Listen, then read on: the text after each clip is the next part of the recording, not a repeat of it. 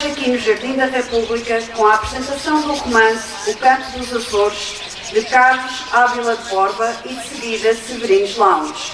Ao primeiro momento da noite, a apresentação do romance O Canto dos Açores, de Carlos Ávila de Borba.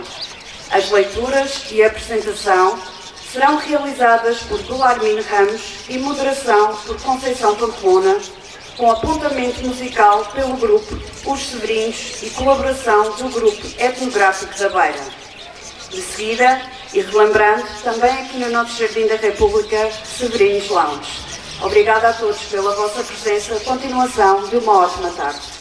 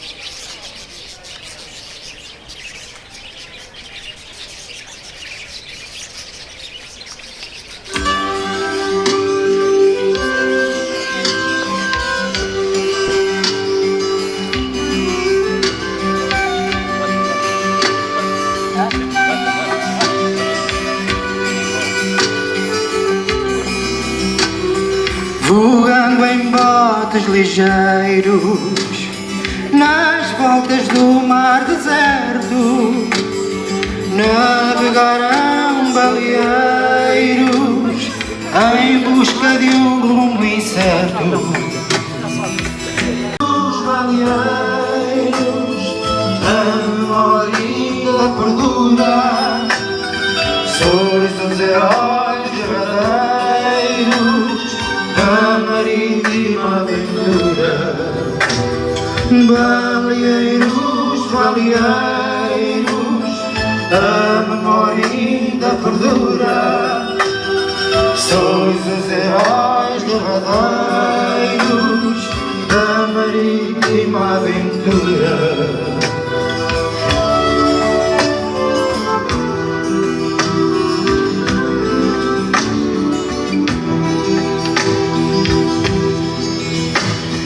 A baleia é boi do mar que tombou na agonia. Rema, rema é só no mar, já findou o negro dia.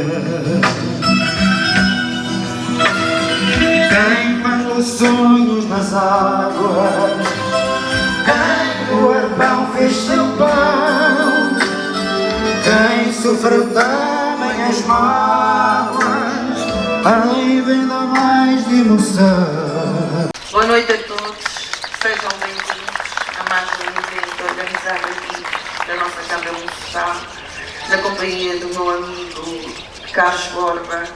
É com grande orgulho que aqui estou presente. O Carlos nasceu na Ilha Terceira.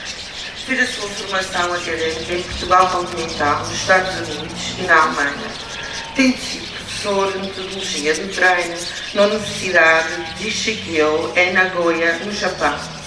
Foi treinador e preparador físico de grandes figuras do desporto, que se sagraram campeões europeus, mundiais e olímpicos. Dirigiu academias de desporto, foi comentador de televisão e colaborou em várias publicações nacionais e internacionais. Atualmente reside em Munique, na Alemanha. É diretor desportivo dos Desportos Paralímpicos da Baviera, consultor desportivo em França, Estados Unidos, Alemanha, Finlândia, Japão e Portugal. É autor da série policial publicada pela editora alemã Greiner, que se desenrola no Lago de Garda e que tem como protagonista o comissário Luca Conti. O Canto dos Açores é o seu quinto livro. Eu tenho que deixar aqui uma nota que o Carlos, em relação ao seu desempenho como atleta, consagrou-se campeão regional dos 1500 metros no primeiro torneio regional que houve na Ilha de São Jorge de atletismo, em 1985. Portanto, está ligado a São Jorge por várias maneiras. Dos 5 livros que é autor, é o segundo que apresenta aqui na Vila das Velas. Sobre o mestre, o nosso Armin Ramos. Nosso, porque ele é jorgense e ele é dos Açores. É um autor reconhecido, para mim, dos melhores que alguma vez estas ilhas puderam ter à sua volta. O Armin Ramos nasceu no Topo, a 7 de dezembro de 1954.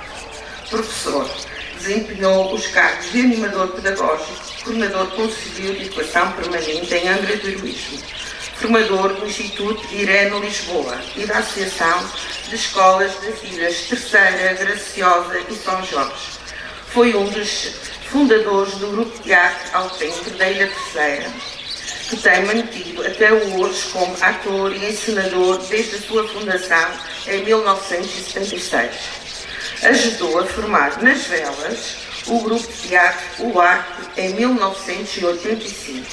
Coordenou e apresentou vários programas radiofónicos sobre poesia e pedagogia.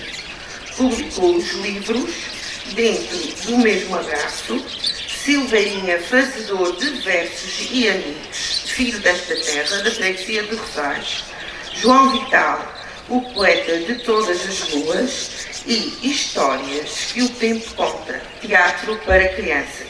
Participou como autor em várias séries televisivas da RTP Açores, tais como Balada do Atlântico, O Barco e o Sonho, Mau Tempo no Canal, Crónica da Gente Esquecida, Gente Feliz com Lágrimas, entre outras. Deixo-vos agora com o melhor contador de histórias que eu conheço, o Armin Ramos. Boa noite a todos, muito obrigado. É sempre muito bom voltar à nossa ilha. Eu costumo dizer que mesmo que esteja doente, quando chego aqui fico logo melhor. Eu quero agradecer ao Carlos, que nós não conhecíamos, a confiança, o convite para já e a confiança que depositou em mim para a apresentação desta obra. E agradecer também ao Grupo Folclórico pela excelente exibição que fez aqui.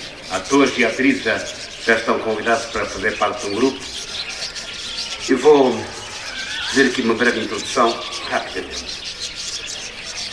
O historiador Carreiro da Costa, no seu livro Esboço Histórico dos Açores, publicado em 1978, no capítulo dedicado à caça da baleia, escrevia, e passo a citar: uma indústria importante se iniciaria nos Açores no meado do século XVIII. Referimos-nos à caça da baleia, ou mais propriamente do cachalote, que desde a segunda metade dessa centúria até os nossos dias constituiria para todas as ilhas uma apreciável fonte de receita. Embora já no século XVI Gaspar Frutuoso, passo a citar também, assinalasse o aparecimento de alguns monstros marinhos, a verdade é que os mesmos não foram objeto de qualquer proveito. As primeiras notícias acerca desta atividade só nos aparecem no século XVIII, através de um ofício datado de 19 de outubro de 1768 e da autoria do capitão-general dos Açores, Dom Antão de Almada. Isto porque os ingleses, cobiçando estas ilhas dos nossos mares pela facilidade em caçar as baleias, só nesse ano estiveram aqui 200 barcos, 200 navios que vieram da Nova Inglaterra.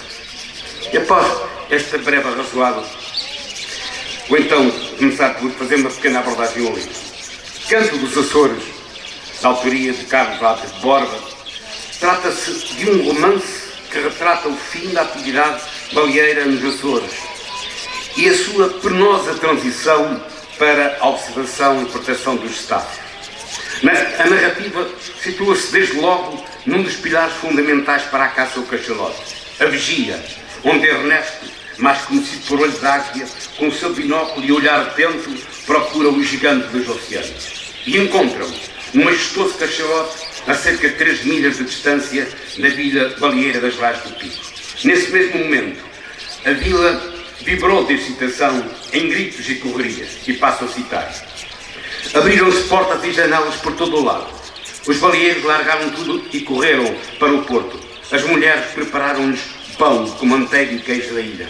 Eram homens que trabalhavam como artesãos, pintores, pedreiros, sapateiros, jardineiros, marceneiros e uns quantos pescadores. Muitos deles dependiam da baleação para sustentar a família e pediam fiado nas lojas e nos cafés, prometendo pagar mais tarde quando recebessem o dinheiro da caça. Citei. No meio dessa multidão surgiu o velho Simas, mais conhecido como o Americano, proprietário de um bar local, o mesmo nome que fora também remador da tripulação do bote de Viana. Aos 74 anos, continuava forte como um touro. Vitorino Messi, só um parênteses aqui, numa conferência que proferiu na cidade do Porto, em 1929, sob o título Açoriano, o Açoriano e os Açores, divide os açorianos em 3 tipos distintos. Os formados pelas ilhas de São Miguel e Santa Maria, de Terceira, Graciosa e um pouco São Jorge, e o outro à volta da Ilha do Pico. Ele prossegue assim. O picaroto trabalha na vinha e na horta, poda o pomar, vai à moenda com o seu taleiro de novidade, mas está sempre pronto para saltar à canoa à saga da baleia. Com este avô americano vem o seu neto Mateus. O jovem Mateus convive com 2 avós. Este americano que dirige um bar local e o incentiva para a caça, e o outro, o avô Garcia, construtor de botes baleeiros, ajudado pelo neto. Este avô alerta para os perigos iminentes à caça da baleia. Como o pai de Mateus adoecera com uma forte gripe e ficara de cama, pensou em substituí-lo para assim salvar a honra da família e assegurar o lugar do filho no bote. Mas este Mateus, na minha leitura, parece simbolizar o próprio mar, forte, imenso, irreverente, em perpétuo movimento. Este Mateus, dizia eu, ao chegar ao cais, suplica ao avô: avô, deixa-me ir em vez do meu pai. Por favor, fica em casa. Deixa-te estar, Mateus. Eu é que vou. Se o teu pai descobre que te deixei ir para o mar, vai haver problemas. Por favor, avô, suplicou Mateus, deixe-me ir. E José Simas olhou em volta onde estavam outros baleeiros. Fixou os olhos no mar liso, refletiu por um momento e resolveu deixá-lo ir. Mateus, surpreendido e emocionado, não cabia em si de contente. O avô entregou-lhe o saco com o seu farnel e uma navalha, advertindo-lhe que era sempre bom uma navalha afiada à borda. Mateus, emocionado, dirigiu-se à casa dos botes. As tripulações lançaram à água os botes Viana e o Liberdade e remaram para fora do porto, içando pouco depois a vela, navegando à procura da baleia. De repente, ouviu-se a voz do timoneiro: baleia à vista! A bom bordo! A 1/4 de milha de distância! Baixaram a vela e remaram até aproximarem daquele gigante gentil, para usar as palavras do autor. Mas o perigo espreita sempre. Ao ser arcoada, a baleia reagiu, lançando-se furiosa pelas ondas, sacudindo e arrastando os botes e com eles Francisco, um dos tripulantes remadores, que caiu borda fora, com o pé preso no nó apertado da corda. De um salto, Mateus tirou o facão do bolso, cortou a corda que prendia o pé de Francisco ao bote e atirou-se à água. Após algum tempo de grande esforço, porque Francisco não sabia nadar e a corrente era forte, a tripulação do Viana içava Francisco para a borda, a perder muito sangue e com parte da perna em muito mau estado. É salientar aqui a habilidade literária do autor. O avô entregar o facão ao neto para depois ele o utilizar neste momento trágico. Inesperadamente surgiu o vigia Ernesto, que ao perceber-se da situação saltou para o seu semi-rígido e veio buscar Francisco, transportando ao hospital da... Quero felicitar o autor por abordar esta temática, por vezes esquecida, através de uma obra que há de figurar ao lado dos belos livros da literatura contemporânea. Muito obrigado.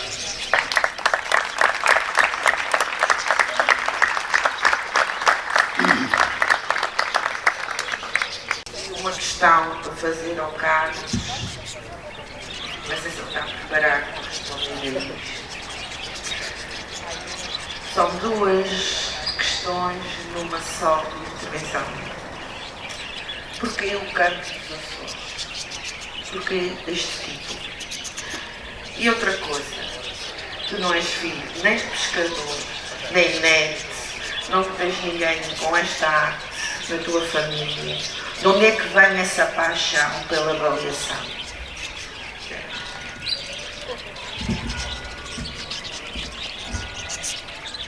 Antes de mais, boa noite a todos.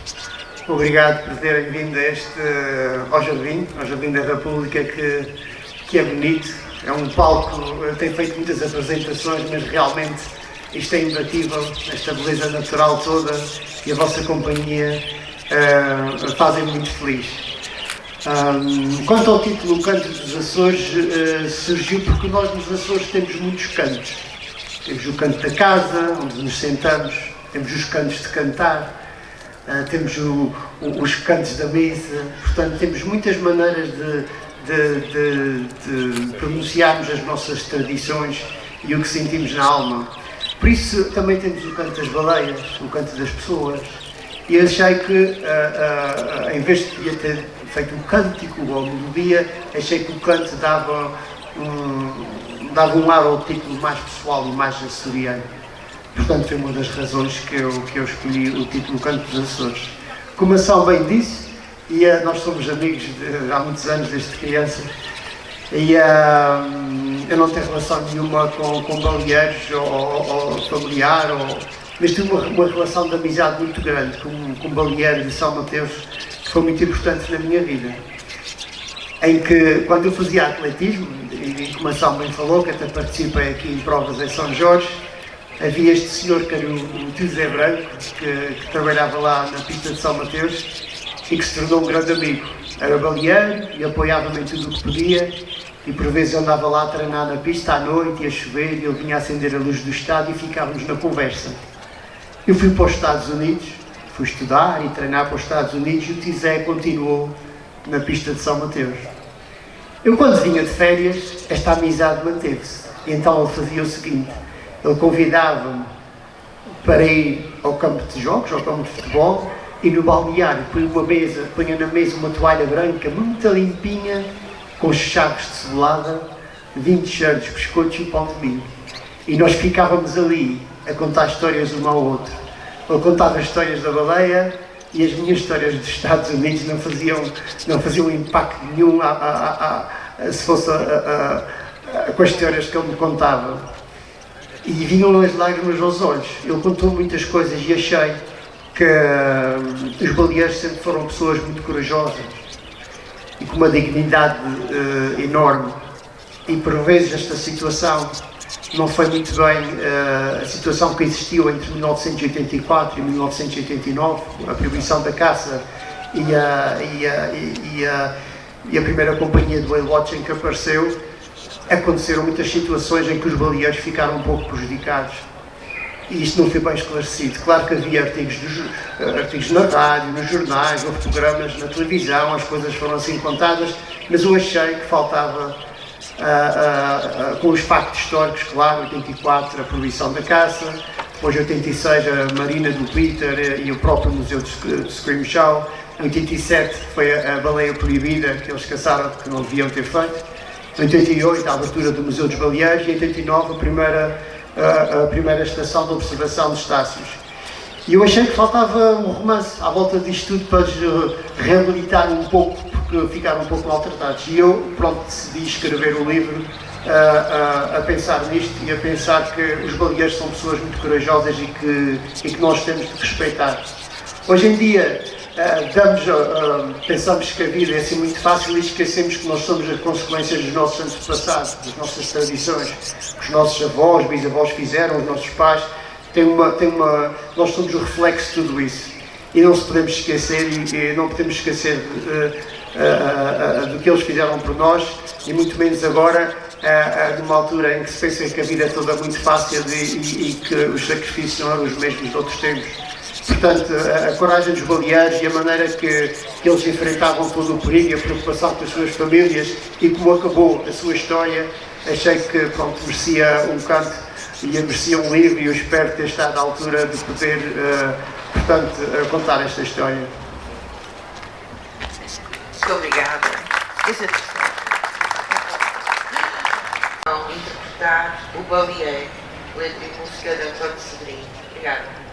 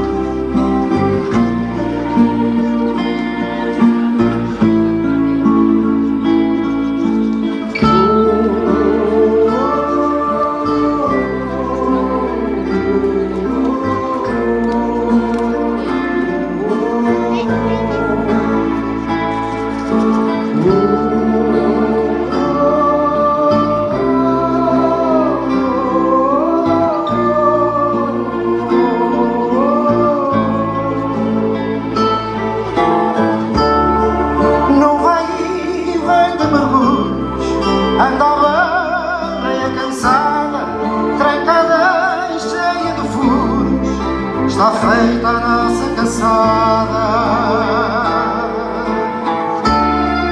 Ao longe vê-se a igreja nesta noite de luar. No reino do céu esteja quem nos protege no mar.